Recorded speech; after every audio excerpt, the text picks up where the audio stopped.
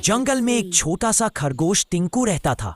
वो हर दिन अपनी छोटी सी लकड़ी की कैमरा मशीन से वीडियो बनाता, लेकिन कोई उसे देखता ही नहीं था।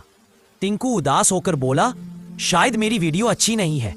तभी एक समझदार तोता उड़कर आया और बोला, टिंकू, दिल से बनाओ, लोग खुद जुड़ जाएंगे। टिंकू ने हिम्मत की, नई वीडियो बनाई और जंगल के सारे जानवर खुश हो गए।